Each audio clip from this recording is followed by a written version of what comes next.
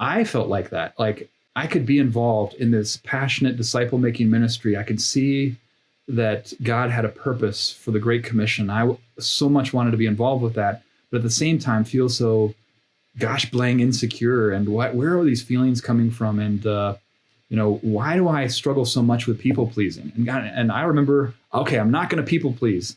And I try so hard not to people please, but then I would end up doing it all the more. And, for me, it was rooted back into my relationship with my dad. And from a very young age, I carried away from my relationship with my dad a sense that there was something wrong with me. And I wouldn't have put it in those terms back then, but I carried that sense of myself into all my relationships.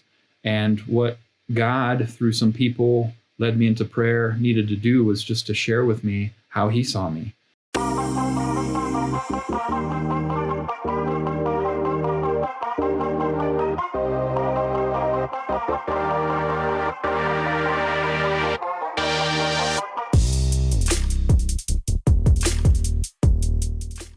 Hey, Into the Harvest friends, John here for Into the Harvest. It's great to be with you today. I can't tell you how excited I am to have a good friend of mine with me by the name of Jim Smith. And Jim and I have known each other for 20 years. He is a seasoned disciple maker, helped me get started in my walk with Jesus when I decided I was going to be for real following Jesus. Thankful for the time that I had with him and his family in their home. But before we get started and kind of jump into our topic, I'd really like just to give Jim a chance to talk about who he is and how he's been designed by God, also to talk about his family and kind of what kind of they're doing in life right now to follow Jesus and proclaim Jesus everywhere they go. Yeah. Thanks, John. I appreciate that. And you might be sorry that you gave me a chance to talk about myself because it's actually my favorite topic. I'm married. I've been married for, got to get this right, almost 24 years, and have 3 daughters, one in college, one in high school, one finishing up middle school. So we kind of have a foot in all 3. And we've been with the Navigators for the last about 20 years or so, and been an exciting journey making disciples on that front. Going to be some transition coming up here, and we're moving to North Carolina, and we're really excited about that. Going to move into a new phase in our lives on that front. But I appreciate you having me on. Yeah, Jim. So we talk a lot about helping people have the convictions, confidence, and clarity to make disciples and be a disciple of Jesus, and how much life really kind of just throws everything at you. And then convictions, which are supposed to be these things that are rock solid, become these big question marks, and then I just lose confidence. And then, man, I don't even know what I should be saying or what I should be doing as a disciple maker. But even so, even when some of those things exist, we've also learned that as life throws things at you, there's just more of it. It gets more challenging. It's more. So both of us have this just real strong desire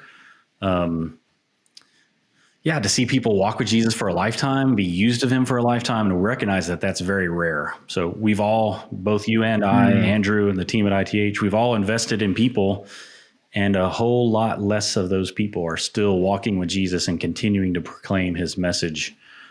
So I wonder if you could kind of share your unique perspective, your story on how God's designed you and how that links with being a counselor, a licensed counselor, but also making disciples. Yeah, I tell when I kind of teach on design and fit and life and ministry, I share a story about myself as a military policeman, young man, when I realized I'm not in a good fit. I remember pulling over this woman for speeding as an MP. I was an MP on Fort Knox, Kentucky in the mid 90s. And I pulled this woman over for speeding, and she was crying and just beside herself. And everything in me was on fire. It was aching. And I was just like, it's okay. It's okay. You're fine. Go ahead and go. And my female partner was like, don't listen to that. I can't believe you did that. Oh my gosh.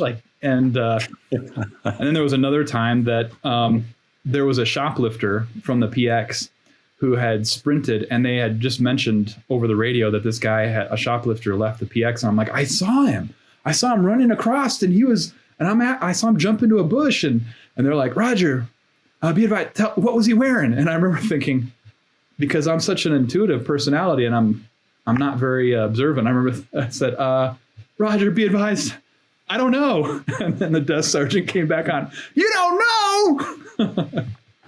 I just thought, yeah, being an MP is not for me. So as a feeler and as an intuitive personality, that was not a good job for me to be in. But it's a great job when you want to come alongside people and understand their emotional brokenness and their pain and come alongside them.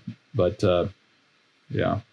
Yeah, man. Thanks. That's awesome. So I think you'd actually gotten out of the military by the time I had met you. You were going to college. But some of my first earliest memories of you is we took a super long road trip to St. Louis. I had just PCS'd in. I'd moved from Germany to Fort Campbell, Kentucky. And you guys jumped in a car with me, drove all the way up to St. Louis to grab my truck. But for the very first time, I'd been around Christians who just didn't like do small talk. You know, it was you and Andrew in the car. And I remember you guys asking me questions like, well, has God taught you anything out of the Bible lately? Or what do you think God may want you to do with your life? Or, and those, I was like, man, these guys, one, I felt like you were really intense. So that was one. But the second thing that I picked up was that, man, these guys actually really care about me, and not in like just kind of the surface level, but in a pretty major way. They want to help me walk with Jesus and take Jesus very seriously. So that was a Thursday, and Thursday night, apparently at that point was when God said every Bible study should exist. So Thursday night, you guys drove me up there, and actually I think all of you guys, even as small group leaders, were late getting back to the study just to help me. I thought, man, these guys are actively engaged in helping people walk with Jesus, but they'll make a sacrifice to help me. Just in a very practical way. And at that point, I was like, man, these guys are for real. They love Jesus. And you and Paige opened up your home to me and so many others during that season of life. And it was such a blessing. So I'm really thankful for God bringing you into my life. So at that point, you were a history teacher, I think, or getting ready to finish up college. And so now you're a licensed counselor. Right. I was you're a a history daily practitioner in discipleship. Yeah, is that right? Okay, that's awesome. Yeah. So now you've obviously taught a little while. You also went back to school, became a licensed counselor. You've been an active disciple maker. How do you feel like those two things come together, being a counselor, being a disciple maker, and how have you seen God use those? Yeah. I think there was always, for me early on, just a battle between mission and I guess you could say emotional health. And I could see the problems of emotional health rearing their head, but I was also really passionate about the mission of making disciples and seeing people become like Christ. And to me, those things butted heads, and I didn't know how to integrate them. I remember a time at our local Bible study, we called it Search the Scriptures, STS, and we were kind of rallying about the next up and coming leaders. And, it's like we were shaking sabers, and this guy walks in the middle of the room with like a gash on down his side, and blood was kind of leaking all over the floor. And I'm like, does anybody else see this? And in my own insecurities at the time, I didn't speak up and thought, well, this is probably not. And those were the guys that crashed pretty soon after.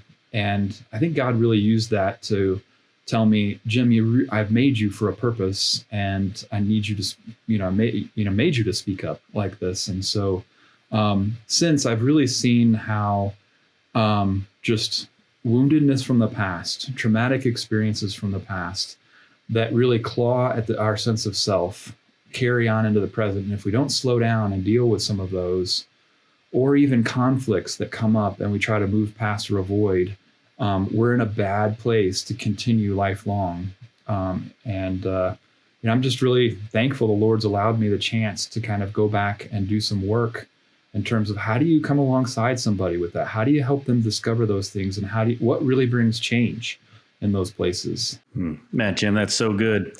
You kind of made fun about, being an MP who didn't want to dull out punishment, but then also you kind of talked about, just being intuitive, having kind of a sixth sense about people and what's going on, and maybe not being detail oriented, but what you're also highlighting is some of the strengths that God's given you, which is super cool, so isn't that the beauty of the kingdom? Isn't that the beauty of body of Christ, that he's designed each of us differently? We get to bring that together for the good of all. Like 2 Corinthians talks about, just such a powerful picture of the body. And I know that you've done that for me, and you've done that for so many other people. So I actually wanted to read a quote to you, and I'll let you kind of take it from there. But it's from a guy that we both have read and learned a lot from. And he says this, Pete Scazzera is his name: "It is impossible to be spiritually mature while remaining emotionally immature." So I'll read it again for our listeners. "It is impossible to be spiritually mature while remaining emotionally immature." And so just that picture that we can think we're actually actively doing all these things, being very missional with God, and that can look good for a while. It can look good even for a long while. But eventually some of those things that come up from our past really can take us out of the fight and actually be this become to be this place where Satan uses those. So I wonder if you could just speak into that. How do we, even as we're in the scriptures, even as we're engaging in Bible study, as we're sharing our faith, sharing the gospel, as we're out and engaging in fellowship with folks and staying encouraged, how can we also make sure we're kind of digging down into that level to see where some of our woundedness comes from? Yeah, such a great question, John. This is me. Like, 20 years ago, I remember, no more than 20 now, 1999. I try not to do math openly in front of people. But don't do it in public. That's a rule. Remember. I felt like that. Like I could be involved in this passionate disciple making ministry. I could see that God had a purpose for the Great Commission. I so much wanted to be involved with that, but at the same time, feel so gosh blang insecure. And where are these feelings coming from? And why do I struggle so much with people pleasing? And I remember, okay, I'm not going to people please. And I try so hard not to people please, but then I would end up doing it all the more. And, for me, it was rooted back into my relationship with my dad. And from a very young age, I carried away from my relationship with my dad a sense that there was something wrong with me. And I wouldn't have put it in those terms back then, but I carried that sense of myself into all my relationships. And what God, through some people, led me into prayer, needed to do was just to share with me how he saw me. And one of the most powerful questions I have people ask is just like, have you ever slowed down and just asked God, how do you see me? And I remember in some powerful places of pain, God called me his beloved son with whom he's well pleased. And it was such powerful healing times to really in prayer meet with the Lord and hear him tell me how he saw me. It just defied how I saw myself, how I thought others were seeing me, and gave me a lot of freedom. And I think a lot of us, we don't even know, but we carry with us. And one of the questions, I think somebody turned it on to me when I was a young man, but he said, hey, if you believed a lie, how would you know it? Because to you, you believe it. And as I've thought more about that question, I think I have an answer that if I believed a lie, I would have emotional reactions in moments that defy understanding. Like, why do I have these emotional experiences in moments? And ultimately, it's because I believe something about myself underneath. And to me, it's true. Whether or not, it is true is to be seen. So, I had kind of a picture of, why emotion, God, and for me, emotion reveals what I believe. We like to think what we think guides us more than what we really feel or believe. But I think that what we experience in life at an early age has an effect on us and marks us in ways that is on the operating system, so to speak, and creates belief systems. And how we tap into what we really believe is we're running into things and we're reacting to things, and our emotions come up, and those emotions show, hey, there's things I'm believing in this moment right now. And this is an indication of an invitation by God to slow down and really do some work in these places, these experiences early on that have created some of these negative beliefs about myself and others. Yeah. Wow. Jim, man, there's so much in there. Like, just how we respond. And if we respond kind of disproportionately to whatever the stimulus is, maybe that's an indicator of a lie. Man, that's so good. I also just think we kind of throw the idea of holistic discipleship around quite a bit. Like we're trying to disciple the whole person.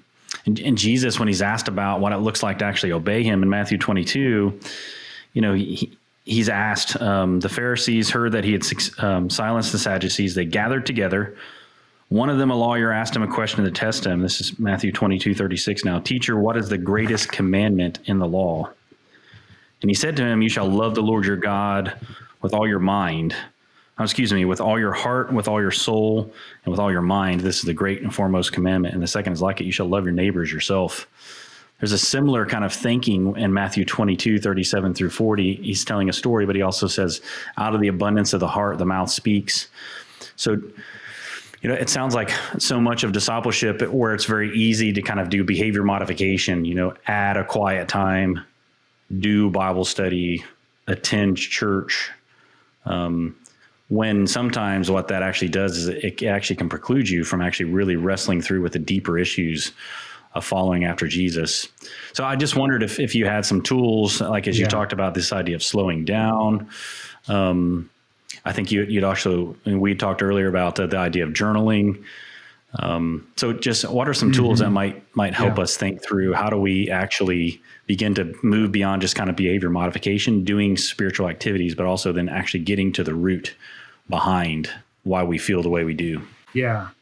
So I often in my practice, and in just some pastoral counseling places, I'm running into leaders who feel very convicted deeply about what they're designed to do or what they're called to do, but they kind of blow past those internal warning lights that say, hey, you need to slow down. And I found two verses that I really use to first help people have awareness from God's perspective. What does He really want in these places? And one of those is Matthew 11:28-30. And man, I just use this passage over and over and over, just helping some of these folks learn to slow down. It says, Jesus is talking, and he says to the 11 or 12 that are with him, he says, and wouldn't you know it? There it goes. My scripture memory popped on and off there. Does it now in my old age? But it says, come to me, all you who are weary and burdened, and I will give you rest. Take my yoke upon you and learn from me, for I am gentle and humble in heart, and you will find rest for your souls. For my yoke is easy and my burden is light. And what I just kind of share with a lot of these leaders is that, to slow down, to rest, to learn to come to Christ and hear what he puts on you as his yoke. Because it could quite possibly be you're putting on a yoke of your own expectation, your own, what you think, or it could be you're responding to the expectations of others. But what we really need to do is slow down and listen to the Lord and put on his yoke. And Jesus promises, with our design in mind, his yoke is easy and his yoke is light.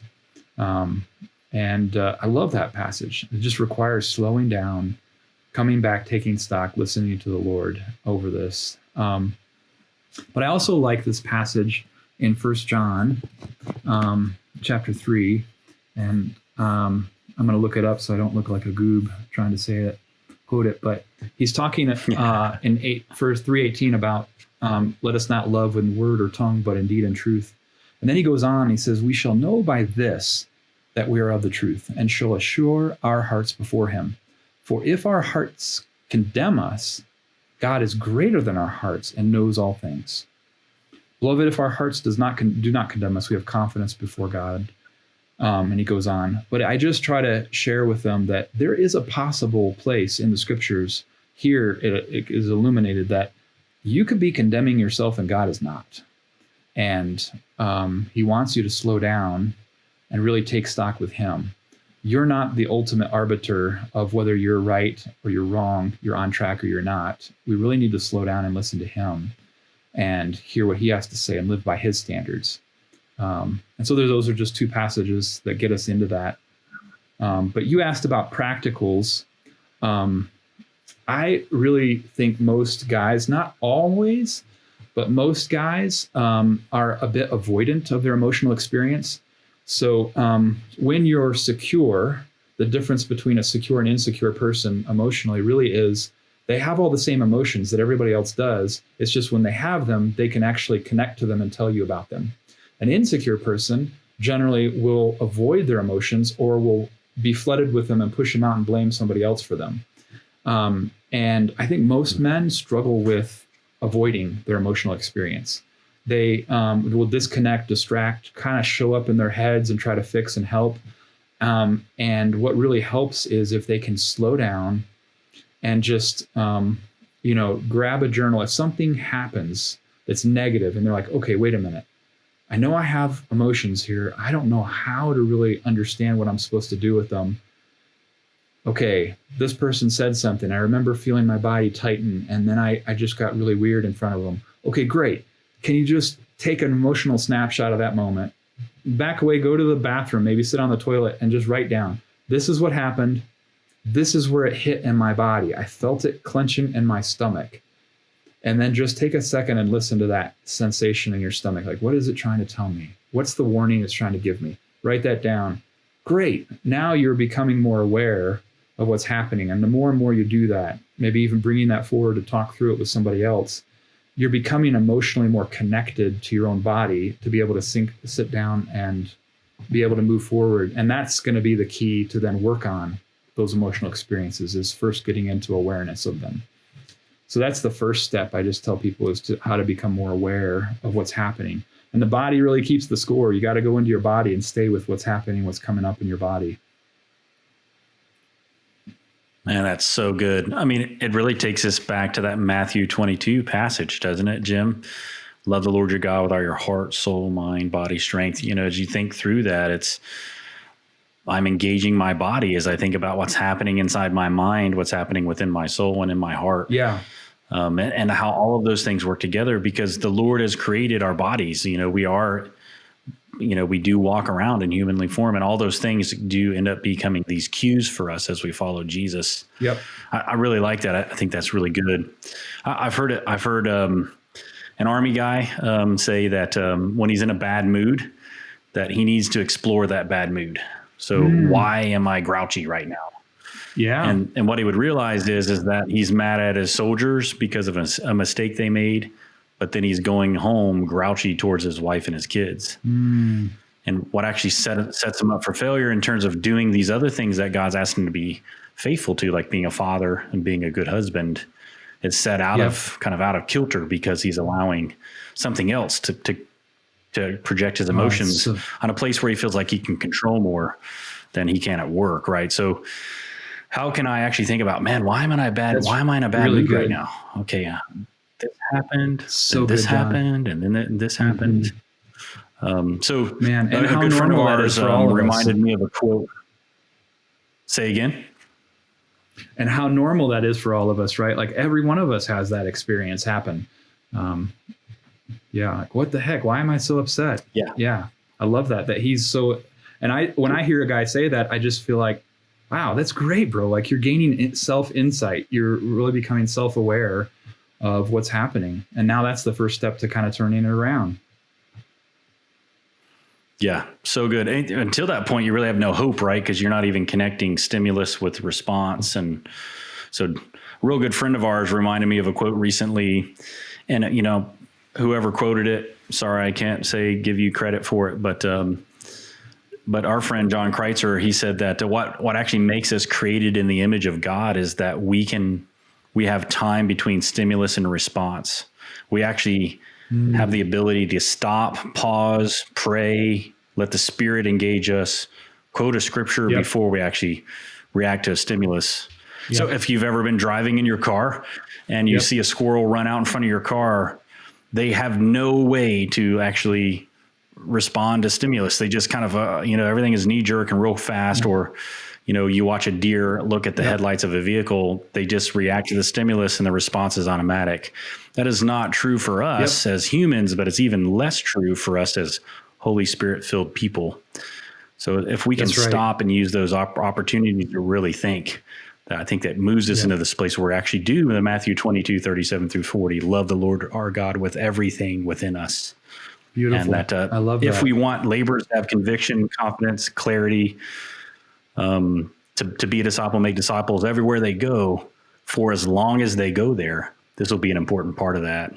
Yeah. So I just think that's so important. So thanks for drawing that out. I don't know if you'd have anything to add to that part of it. Yeah. What you said is, especially when I do couples counseling, it's always what the other person does becomes the trigger for what's happening inside of you emotionally. And then you do something to take care of yourself, and that becomes the trigger for them. And there's always these cycles that you see in couples. But one of the things I do when I work with couples is to slow that trigger down and look at what's really happening inside in those split second moments when all that hits you really quickly. And I realized that, time and again with couples, that it's what comes for us in those moments. And we lose the ability to, like what John says, is that the space and time between stimulus and response to be able to have that moment. Where trauma enters in, it steals those moments so that space is almost like I don't have a choice, and I become almost animalistic in my response to protect myself. If this was your brainstem, into your brain, the parts of the brain that surround the brainstem is your emotional center. We call it the limbic system, and all it's designed to do is basically keep you safe and send signals down the brainstem into the body where you feel that constriction, that hard breath. All of that is meant to keep you safe. And under threat, the rest of the brain gets locked out, and we become reactionary. And all we have access to in those moments is our limbic system, our emotional center, that's reacting to keep us safe. And that's when somebody says they quote unquote feel triggered, or they see red, they don't feel like they have control of themselves. And those are the moments that we really, if that's happening to somebody, we've got to help them slow down and say, bro, one, this is healthy. Your body is doing what God designed it to do to keep you safe. Two, something happened to you that's coming up into the present moment that you're losing that space to be able to react and slow down and breathe and make those choices. And that's what we call trauma. And we really need to look at that because you're not choosing this. It's quote unquote coming for you. And to help couples see that those moments where we mutually trigger each other are actually things are coming for us. But yeah, you're right. Like that is to have access. And I tell couples, like, you're literally not yourself in those moments. You're a smaller version of yourself rather than a whole-brained person who can think, reason, slow down, breathe, make different choices. You're actually a smaller version, a reactionary version of yourself. And what the research shows is that in those triggering moments, the rest of your brain is locked out and you're reacting. Wow, that's crazy. It's amazing how the Lord has wired the body, the way he's such a marvelous creator. And isn't it interesting, like the more we press into what the scriptures calls us to, the more we actually understand how we're designed and why we're designed. But it just is this great reminder that we have an amazing creator who really does love us and is for us and has created us for success. Yeah. So we've kind of talked a little bit about how God's designed us, a uniqueness, how we work together as a body, how those things work together. But, and creating awareness, like stopping the cycle. But what about in relationships when we just don't get it right? So much about continuing to labor for Jesus for a lifetime can be stopped, halted, or even actually cause people to leave following Jesus behind as the hurt caused by like interpersonal conflict in relationships. For sure. I know this is a huge thing that we've got to this is the place where we ought to do it best in the kingdom of God, that we should be eager to maintain the spirit of unity through the bond of peace, that what's true of us is that we do diversity and unity very well. I mean, that's just not true of us as the kingdom, generally speaking. Jesus prayed that we would be unified. I think he's still praying that prayer over his people. So I just would love to give you the floor just to talk about this idea of how can we be in relationships, but then also be able to work through relationships when we've offended each other or really hurt each other. And that we do that in such a way that honors God, but brings restoration and tells the gospel story, right? It tells the beauty of the kingdom. Yep. Yeah. No, John, I think that you're right up the middle. I think that's critical. This is part of my own story is coming back from China and having conflict with my ministry partner and not understanding what's going on. And it was eating our lunch, and felt so ashamed I didn't want anybody to know, like, oh, Jim Smith, the relational healing guy, has got conflict and he can't work it out. But boy, it ate our lunch, and it burned my wife out. And coming back from overseas, but God's used that to help me slow down around what is going on here and really looking at what's really happening with people. It's interesting, like Jesus, when I read the Gospels, I don't see many places where he actually lays out both a command and then how to do it. Like you could say what people call the Lord's Prayer is maybe one of how to pray. But another one is actually Matthew 18, where he talks about how to handle conflict. And he's pretty clear how we're supposed to handle it. And I don't see many places where we actually do what Jesus commands to do in conflict in Matthew 18, 15 to 17. First go one to another. And the scripture, and it says, if somebody offends you, right? Like, it's clear, like if you're offended, in that word, I looked it up in the Greek, it means offended. It means like you're emotionally hurt by something somebody else. It doesn't say whether they intended to do it. It doesn't say, whether it was like if you could verifiably prove it. And no, it just said if you're emotional about it, like you have a hurt around it, you're supposed to go to that person. And that's a command. So really, if I am hurt by somebody and I don't share with them that I am hurt, I'm violating Jesus' command. And that's like a wow, And with that too, in Matthew 5, Jesus says, actually, if you know you've hurt your brother, leave your gift before the altar and go be reconciled to your brother. So it's commanded on both sides, whoever's aware. If I'm aware of my own hurt, or if I'm aware I hurt somebody, we're supposed to go and work that out. It's that important. And then he says you're supposed to bring one, or if it doesn't work out in that conversation, bring one or two more with you. It could be, again, like you're hurt, but there's more to it. And it would be helpful to bring somebody else in to have more perspective. And, and then if they don't listen to that person doesn't listen to you or those two people, bring the church. And then he says, if he doesn't listen to the church, let him be to you like a tax collector and sinner. And, I know a lot of people interpret this differently, but I actually think, and this is just no license to be right here, but as I've thought about it, I think what Jesus meant there was tax collectors and sinners were people that Jesus didn't have much expectation for. He realized that they did not have a functional relationship with the Father, and he operated a little differently with them. So I just think it helps all the church to recognize it's conflict, an unresolved conflict that people enter into that shows where we really are in our relationship with God.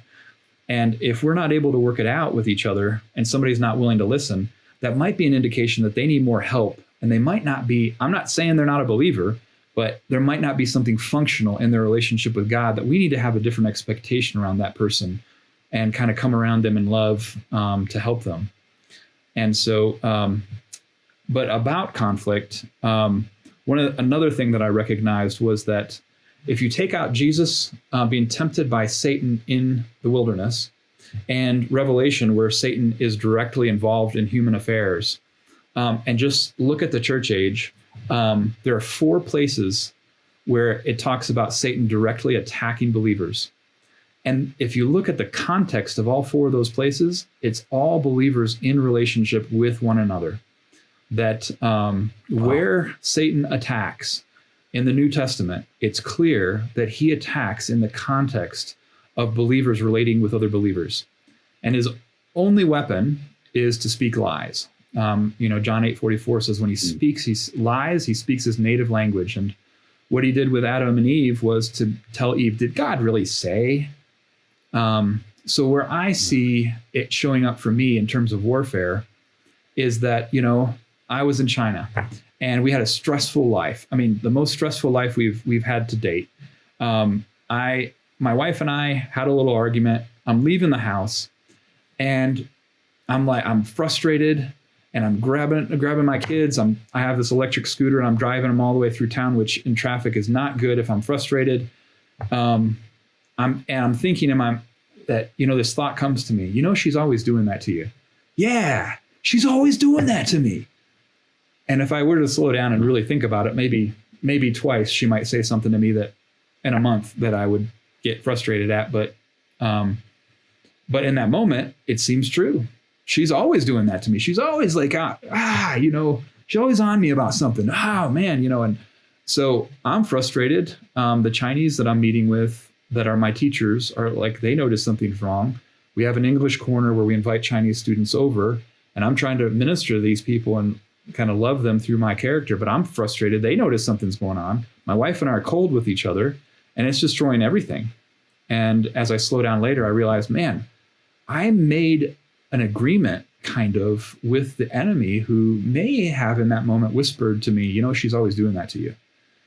And that's kind of how I see the enemy attacking us and his involvement with us. It's in conflict, because when I'm not right with my wife, or I'm not right with my ministry partners, it just tears everything down. And Satan is pretty strategic in how he attacks. Those passages, by the way, it's Ephesians chapters 4-6 when Paul's talking about relationships. And then he's talking about, husband, father, husband with kids, husband with wife, employer, employee, slave, master. And then he has a kind of a passage where he flexes before he goes into the armor of God. And he says, we wrestle not against flesh and blood, but against the powers, principalities in this dark world. And I always wondered, like, why did he have to say that? And then I realized, well, it's because that's how we feel. Like, my enemy is not this spiritual being. It's my wife who's across from me, or my ministry partner.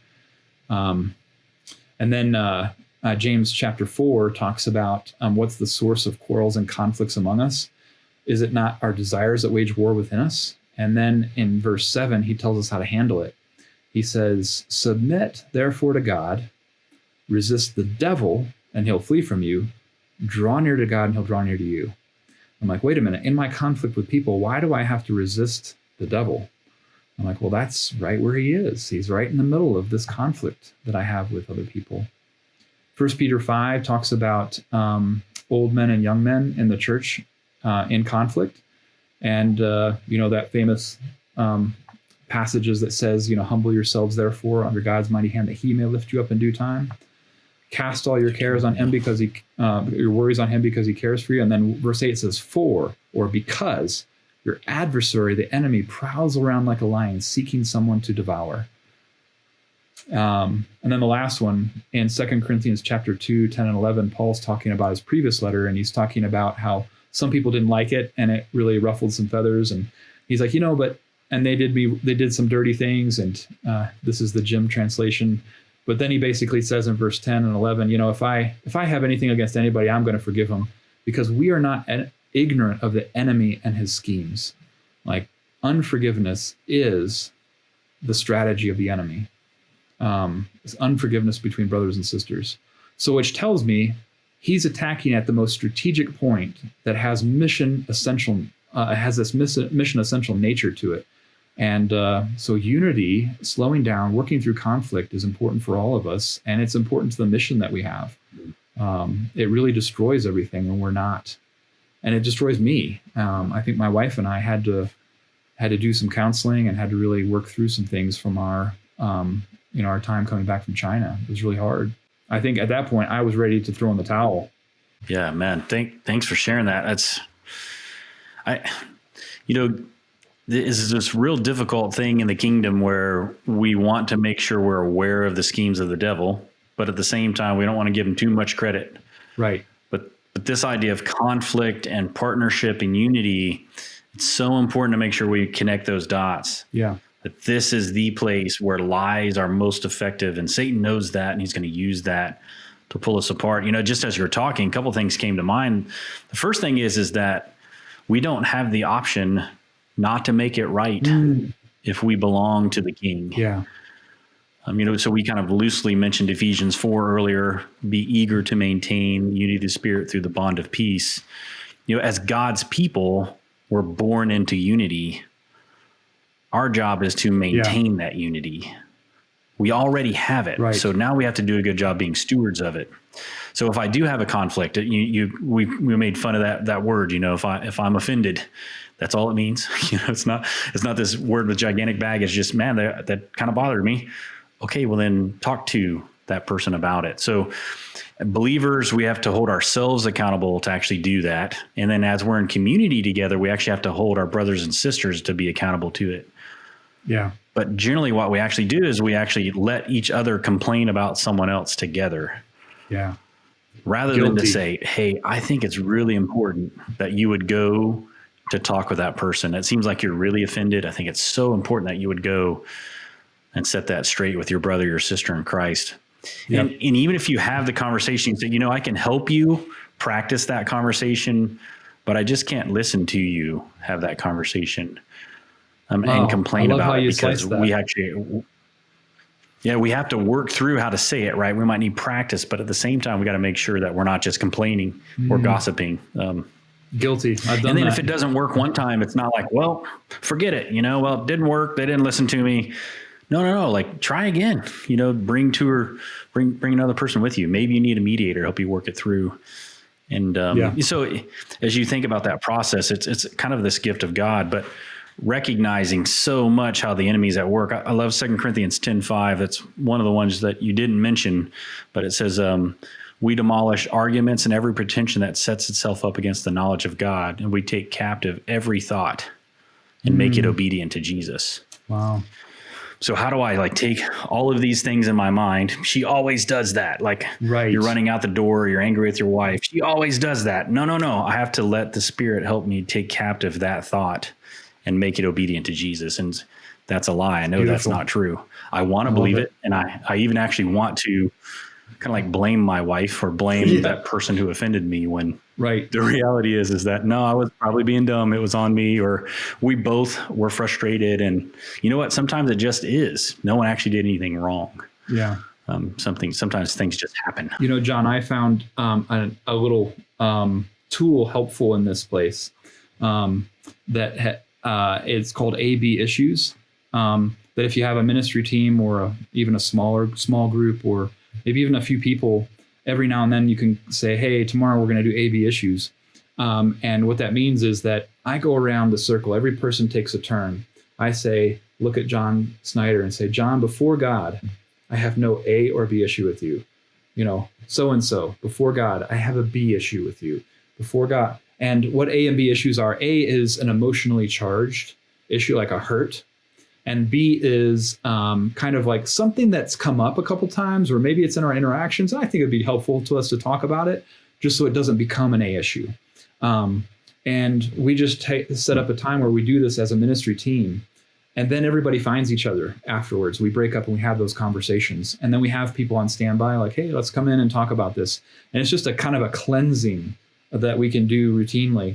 But what actually happens is if you say, hey, tomorrow or next week, we're going to do A/B issues, everybody finds each other beforehand, because nobody wants to be that person in public that says, I have an A issue with you, So it's really helpful. Surprise people with a gym? Is that the plan? Yeah. Surprise! Hey, guess what we're going to do? I hate that guy. That's awesome, bro. Yeah, that's awesome, man. But man, we've been on this really cool journey together today, Jim, where we really kind of talked about just recognizing how God's designed us differently, recognizing that we're emotional people, recognizing that God calls us into holistic worship of Him and loving Him in a full way with heart, soul, strength, and mind. We talked about the idea of being yoked with Jesus. I think I'd share with you earlier, kind of before we mashed record, was that God just gifted me that verse maybe in the last 4 or 5 years, where when I am embracing the yoke of Jesus, it's not something that's meant to give me more work. It's actually something that gives me less work, and it's only the work that I'm doing with Jesus. And what a gift that is. And so maybe the last thing, as we kind of close things down here, I'd just love for us to talk a little bit about the idea that we have rhythms and limits given by God, and maybe even the root of the original sin in the garden was we just said, no, we know more. Like, God said you could have anything in a garden at Adam and Eve, anything except one thing. So is He a good God who had all these restrictions, or is He a great God that placed a limit for the good of His people? Yeah. So I just wonder if we could talk a little bit about the idea of rhythms and limits given us by God, which really says, I can't do this. I don't have all the strength in me to get all of this work done for the kingdom or for God. But God has given this work as a gift for me to partner with Him in. but then also he's doing it. He's the one I'm in the yoke with, and he's the one building his church. So wonder if you could talk a little bit about the idea of just rhythms and limits and how embracing our humanity helps us realize God's sovereignty and his power. When I think of limits, I think it, especially when you use the passage in Genesis 2:17, that means I have to let another define for me what I can and can't do, like you said. And I mean, we all like autonomy. I want to be able, it's tough to submit to somebody else this decision of what I can and can't do. And that's really because, one, it requires a high degree of confidence in the person that I'm submitting to. But two, because I kind of know how I can preserve myself from harm and hurt.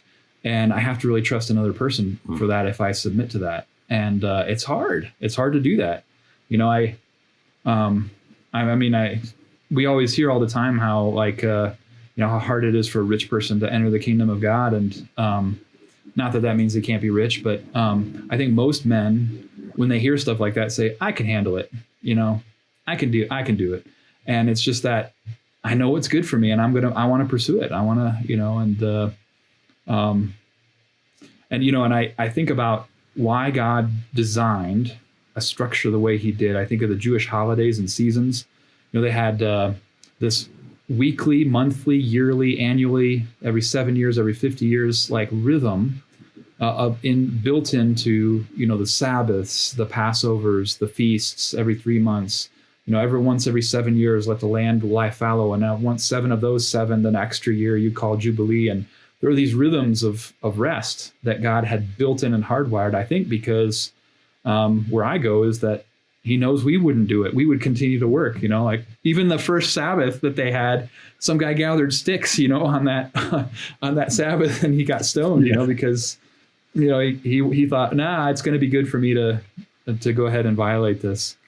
But that's where I just go back to, God wants us to be in rhythms of rest and work and rest and work. And he wants us to take him up on what he thinks those rhythms for us should be. And that's one of the reasons why I love that Matthew 11 passage of coming to him and letting him tell me what my yoke is, what I'm designed to do. And I think it's a little unrealistic. I kind of think a guy when he's about 26 to 32, he's starting to get enough data to crunch that and really figure out what am I really made to do? What has God designed me to do in life and ministry? And so I give guys grace on the front end. I think when you're young, just get after it, get busy, get knee deep in ministry, exhaust yourself. It's always good for you to do that. But as you get older, you start to have more data to crunch to be able to figure out like this Ephesians 2:10, you're God's workmanship created in Christ for good works, which he prepared in advance that you should walk in them. And that there's something I'm made for. And that will give me life and energy when I discover that. Living out of the way he's made you and what he before you were ever born, he had an idea in mind how he wanted to use your life here on this world. And he formed and fashioned you with certain gifts and strengths and abilities to achieve that. And so he knows what best way I'm going to be used in his kingdom. And I just need to slow down. But I think my glory seeking days, I really wanted to be used in a different way. I honestly, John, I was mad at God. I hated that he made me sensitive. And I remember actually telling him things like, God, I hated that you make me sensitive, that some guy can hurt me and never intend to, and I have to go talk to him about it. And then he thinks I'm weak. Like, I hate that. But then last 20 years, I've realized how important it is that him making me sensitive is actually a good thing. I am sensitive to what is happening in the room with people, between people, what's going on. And God really uses that as a way to that heralds something that's going on in people's lives, what I see. And I can follow that thread back and meet with somebody, and that there's a lot of great transformation that comes from it. God made me a great way, and I have to be willing to participate with him in that and slow down around that. So good, Jim. And what a gift that is at this point in our lives to know that God has uniquely designed us and we have nothing else to do but to be what God has created us to be.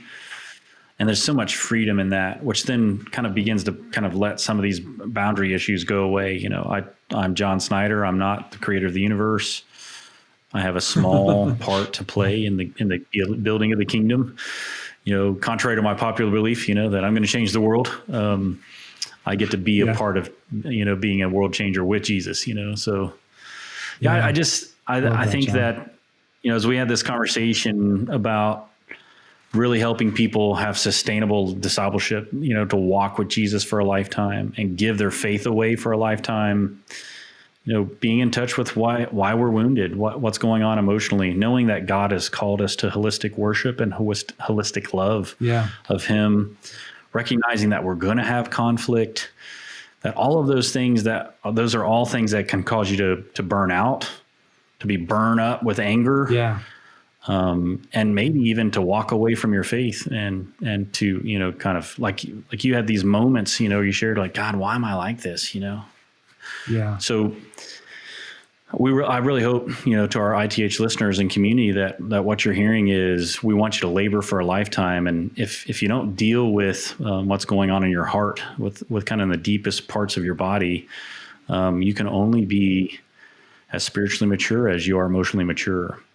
So maybe we'll close with this, Jim. I give you the floor again.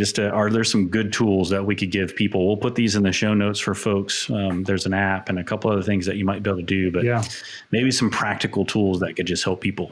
Yeah, right. Thanks, John. Well, what I mentioned before was the first step is awareness. Like if there are places that you find yourself either acting and behaving ways that you don't like or experiencing some emotions you don't want, and you're confused. You mentioned the mood and some different pieces like that, just to slow down around and get a journal and have a person that's safe for you to process with, that you could be helpful to you. It doesn't have to be a counselor, but that's helpful. But to just slow down around moments and capture them, take an emotional picture of them, like what happened to me when I was feeling this way? Okay, this is what happened. This is what I felt in my body. I could feel it clenching right here. And then if you can get to the third thing, like what is that warning me about? If I just had to maybe even slide a proverbial microphone up to that place in my body, what is it trying to tell me and alert me to? Just write those three things down and take them to somebody else and process them. Take them to the Lord and process them. That'll help you grow in awareness. That's kind of the first step, is just awareness. I also think we are not good in the West, by and large, in lamenting. I think we're really good in gratitude, which is really important. Like to be grateful, to be, in all things be thankful. This is God's will for you in Christ Jesus. Gratitude is huge and transformational. But I also think that in some things, there's a kind of a part one to go through before we get to gratitude. And you see that in the life of David. It's this idea of lamenting and just telling God how you feel, sharing with him all the things, the hurts, the things that are going on, mourning loss. 2/3 of our book of worship in the Psalms is David just having it out with God and being real. And if you want to see how these two work together, lamenting and gratitude, open up Psalm 13, just 6 verses. Read the first 4 and try to put yourself in David's shoes. What is he saying? What is he talking about? What is he doing with the Lord? And then read the last 2 verses, 5 and 6, and just ask yourself, what happened between verse 4 and verse 5? And I think that's the power of lamenting, that our hearts really need to connect with the Lord over loss and grief. Blessed are those who mourn, for they shall be comforted.